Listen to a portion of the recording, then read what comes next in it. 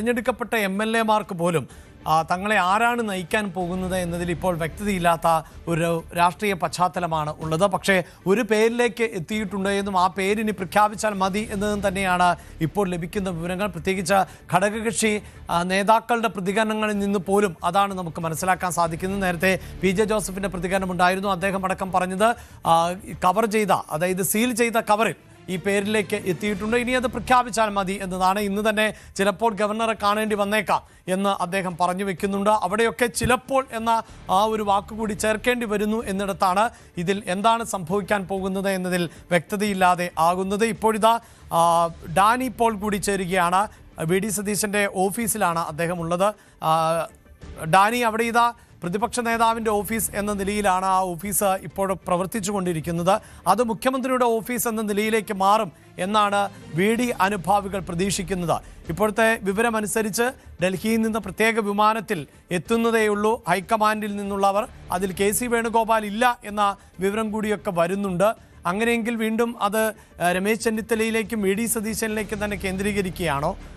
ഇത്തരം സംശയങ്ങളൊക്കെ ഉണ്ട്. എന്താണ് അവിടുത്തെ ഒരു സാഹചര്യം? നേരത്തെ VD സതീശൻ അദ്ദേഹത്തിൻ്റെ വീട്ടിൽ നിന്ന് പുറപ്പെട്ടപ്പോഴുള്ള സാഹചര്യം നമ്മൾ കണ്ടതാണ്.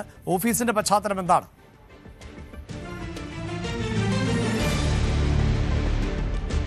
അഭിലാഷ്, കഴിഞ്ഞ കുറച്ച് ദിവസങ്ങളായിട്ട് VD സതീശൻ്റെ ഇവിടെ പറവൂരുള്ള ഈ ഓഫീസ് കേന്ദ്രീകരിച്ച് വലിയ രീതിയിൽ തന്നെ പ്രവർത്തകർ ഇവിടേക്ക് ഒത്തുകൂടുകയും അതോടൊപ്പം തന്നെ അവരുടെ പ്രതീക്ഷകൾ പങ്കുവയ്ക്കുകയും എല്ലാം തന്നെ ചെയ്യുന്നുണ്ട്. ദേവരാഗം എന്ന് പറയുന്ന ഈ ഇടം, ഈ ഓഫീസ് കഴിഞ്ഞ വർഷങ്ങളായിട്ട് അദ്ദേഹം MLA ആയപ്പോൾ മുതലുള്ള ഒരു ഇടമാണ്. അതിപ്പോൾ ഇതിനകത്തേക്ക് വരുമ്പോൾ ഈ ഓഫീസിനകത്ത് ഈ വാർത്തകളെല്ലാം സശ്രദ്ധം വീക്ഷിച്ചുകൊണ്ട് ശ്രദ്ധിച്ചുകൊണ്ട് ഏതെങ്കിലും രീതിയിലുള്ള തീരുമാനങ്ങൾ ഉണ്ടാകുമോ എന്നതെല്ലാം ഓരോ വാർത്താ ചാനലുകളും മാറി അതിൽ നിന്ന് മാറി അവർ അത് നോക്കിക്കൊണ്ട് അവരെല്ലാവരും തന്നെയും അത് ശ്രദ്ധിച്ചുകൊണ്ടെല്ലാം തന്നെ ഇവിടെ തന്നെ തുടരുകയാണ്. കഴിഞ്ഞ 2-3 ദിവസങ്ങളായിട്ട് ഇത് ഈ രീതിയിൽ തന്നെയാണ് മുന്നോട്ട് പോകുന്നത്. കാരണം ഏവരിലും ഒരു ആകാംക്ഷയുണ്ട്. കാരണം പ്രതിപക്ഷ നേതാവിൻ്റെ ഒരു ഓഫീസായിട്ട് ഈ ദിവസങ്ങൾ അത്രയും ഇവിടെ സജീവമായിരുന്നു. ഇവരെല്ലാം വന്നു പോകുന്നിടം ഇനി അത് മുഖ്യമന്ത്രിയുടെ വന്നാൽ അത് തങ്ങളുടെ പ്രിയപ്പെട്ട നേതാവിലേക്ക് എത്തുകയാണെങ്കിൽ ഈ പരിസരവും എല്ലാം തന്നെ മാറും. വലിയ രീതിയിലുള്ള ഒരു ആഘോഷങ്ങളുടെ ഇടമായിട്ട് പറവൂരിലെ ദേവരാഗം എന്ന് പറയുന്ന ഓഫീസും പരിസരവും എല്ലാം തന്നെ മാറും. നിങ്ങൾ പ്രതീക്ഷിച്ചിരിക്കുകയാണ്. എന്താണ് 2 ദിവസങ്ങളായി ഞങ്ങളുടെ ക്ഷമയെ പരീക്ഷിച്ചുകൊണ്ടിരിക്കുകയാണ്. എങ്കിലും ഞങ്ങളുടെ നേതാവ് തന്നെ VD സതീശൻ തന്നെ മുഖ്യമന്ത്രി ആവുന്നുള്ളൊരു പ്രതീക്ഷയിൽ അർപ്പിച്ചിരിക്കുകയാണ് ഞങ്ങൾ. അതുമല്ല, VD സതീശൻ ജനങ്ങൾക്ക് കൊടുത്ത വാക്ക് പാലിക്കാൻ അദ്ദേഹം തന്നെ മുഖ്യമന്ത്രി ആയേ വന്നേ പറ്റൂ. അതാണ് ഞങ്ങളുടെ പ്രതീക്ഷ.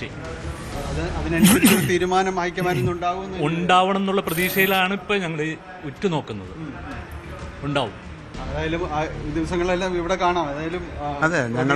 അതെ, പ്രതീക്ഷ എന്ന് പറഞ്ഞാൽ നമുക്ക് എന്താണെന്ന് വെച്ചാൽ കേരളത്തിൽ ഒരേ ഒരാളാണ് മുഖ്യമന്ത്രി ആകാനായിട്ടുള്ളൊരു എല്ലാവരുടെയും ആഗ്രഹം. കാരണം യുവാക്കളുടെയും അതുപോലെ തന്നെ കോൺഗ്രസ് പ്രവർത്തകരുടെയും പ്രതീക്ഷ ഈ കേരളത്തിന് ഏറ്റവും വലിയ പ്രതീക്ഷ.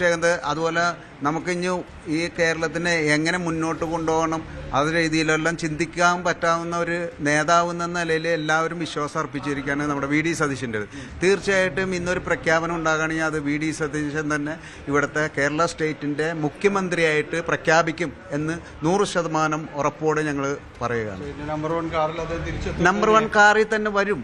അത് ആർക്കൊരു സംശയമുണ്ട്. നമ്പർ 1 കാർ തന്നെയല്ലേ കൊടുക്കണേ. അപ്പം നമ്പർ 1 3 ആളുണ്ടെങ്കിലും നമ്പർ 1 കാർ കൊടുക്കണത് അത് ഒരേ ഒരാളുടെ പേരിലായിരിക്കും കൊടുക്കുന്നത്. അത് വന്നിട്ട് നമ്മുടെ അഡ്വക്കേറ്റ് VD സതീശൻ എന്ന് പറഞ്ഞ ആള് നമ്മുടെ CM ആയിട്ട് ഇവിടെ വരും. വലിയ പ്രതീക്ഷകളിലേക്ക് അദ്ദേഹം കാണുന്നത്. ഈ ദിവസങ്ങൾ അത്രയുമായിട്ട് ഇത് നാളുകളായിട്ടുള്ള അദ്ദേഹത്തിൻ്റെ ഓഫീസിടമാണ്. ഈ കാണുന്ന അത്രയും പല വേദികളിലായിട്ട് അദ്ദേഹത്തിൻ്റെ ഒരു അംഗീകാരങ്ങളും കാര്യങ്ങളും എല്ലാമായിട്ട് അദ്ദേഹം കഴിഞ്ഞ കുറേ നാളുകളിൽ MLA ആയ കാലം മുതൽ ഉപയോഗിക്കുന്ന ഒരു ഓഫീസും കാര്യങ്ങളും എല്ലാം തന്നെയാണ്. അതായത് ഈയിടയ്ക്കാണ് നവീകരിക്കുകയും ചെയ്യുന്നത്. പ്രവർത്തകരെല്ലാം ഈ ഒരു പ്രഖ്യാപനം വന്നാൽ ഉടൻ ഇവിടേക്ക് എത്തുമെന്നുള്ളതാണോ? തീർച്ചയായിട്ടും എത്തും. എല്ലാ പ്രവർത്തകരും എത്തും. അതുപോലെ തന്നെ MLA ഇവിടെ താല്പര്യമുള്ള പുറത്തു നിന്നുള്ള പ്രവർത്തകരല്ലാത്ത ജനങ്ങളെത്തും. കൂടുതൽ ആളുകൾ ഇവിടെ എത്തും. എന്തായാലും ദേവരാഗം ആ രീതിയിലേക്ക് അക്ഷരാർത്ഥത്തിൽ ഒരു പ്രഖ്യാപനത്തിന് വേണ്ടി ഒരു കാത്തിരിക്കുന്ന രീതിയിലേക്കുള്ളതാണ്. നിങ്ങളെല്ലാം രാവിലെ മുതൽ ഇവിടെ ഉണ്ട്? ഞങ്ങൾ ഇന്നലെ രാത്രിയാണ് പോയത്. ഇന്ന് രാവിലെ എത്തി. പാർട്ടി നേതൃത്വം ഉചിതമായ ഒരു തീരുമാനമെടുക്കും എന്ന് തന്നെയാണ് ഞങ്ങൾ പ്രതീക്ഷിക്കുന്നത്. ഊരിൽ നിന്ന് മുഖ്യമന്ത്രി അത് തന്നെയാണ് ഉണ്ടാകും എന്നാണ് പ്രതീക്ഷിക്കുന്നത്.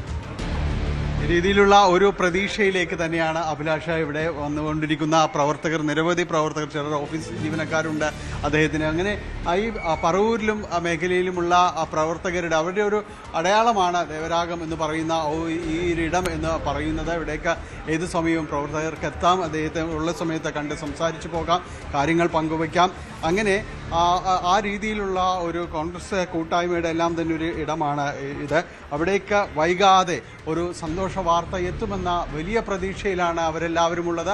ഇപ്പോൾ കുറച്ച് പേരാണ് ഇവിടെ എത്തിയിട്ടുള്ളത്. പക്ഷേ ഒരു ഫോൺ കോൾ അകലത്തിൽ ഒരു വലിയ ജനസഞ്ചയം തന്നെ ഇവിടേക്ക് വരുമെന്ന് തന്നെ അവർ പറയുന്നു. എല്ലാ തയ്യാറെടുപ്പുകളോടും കൂടി പറവൂരിൽ വി.ഡി. സതീശൻ്റെ മണ്ഡലമായ ആ പറവൂരിൽ അവർ കാത്തിരിക്കുകയാണ്. കൂടുതൽ വാർത്തകൾക്ക് news 18 Keralam YouTube channel subscribe ചെയ്യുക.